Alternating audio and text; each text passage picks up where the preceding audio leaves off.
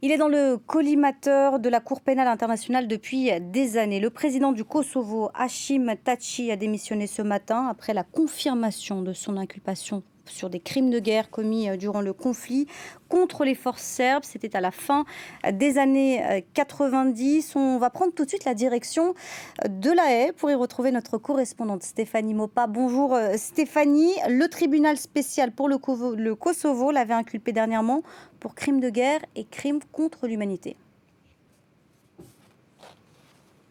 Oui, et pour l'instant, ces accusations ne sont pas encore rendues publiques, mais on sait que Hashim Thaçi et plusieurs autres responsables kosovars sont poursuivis pour des crimes contre l'humanité et des crimes de guerre, et notamment pour le meurtre d'une centaine d'Albanais du Kosovo et de Serbes du Kosovo. Alors le procureur les accuse de meurtre, mais aussi de persécution, de torture et de disparition forcée. Il faut savoir qu'aujourd'hui, il y a encore 1600 personnes qui sont toujours disparues, et c'est l'un des volets les plus importants de ce tribunal spécial pour la société kosovare. Alors ces crimes qui leur sont reprochés, à Hashim Thaçi et aux autres responsables kosovars, ont été perpétrés lors de la guerre de 98-99 qui opposait la guérilla indépendantiste aux forces serbes de Slobodan Milosevic.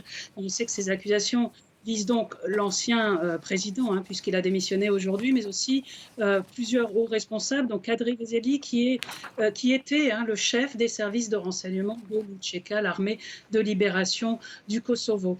Alors, ces accusations avaient été annoncées en juin dernier par le procureur, qui avait déposé son acte d'accusation sur le bureau d'un juge pour validation. Ces accusations, elles sont donc confirmées depuis quelques jours, mais on sait qu'à l'époque, Hashim Thaçi avait annoncé qu'il démissionnerait si ces accusations étaient confirmées. C'est donc chose faite aujourd'hui, au cours d'une conférence de presse ce matin à Pristina.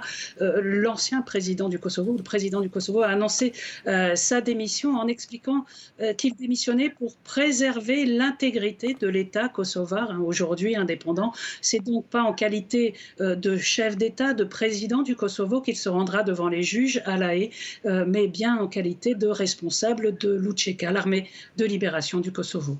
Stéphanie Mopa en direct de La Haye pour France 24.